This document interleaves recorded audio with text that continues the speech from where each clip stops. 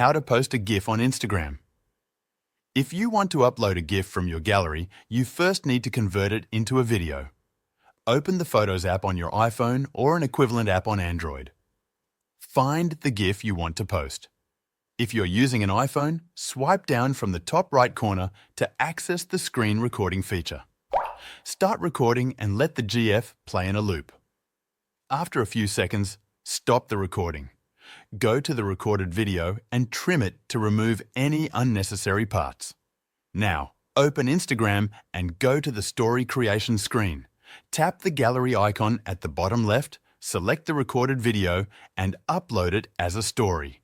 You can add text, stickers or music before sharing. For Reels, the process is similar. Open the Reels section, select the converted GIF video and upload it just like any other reel. You can add effects, sounds or text to make it more engaging. That's how to post a GIF on Instagram.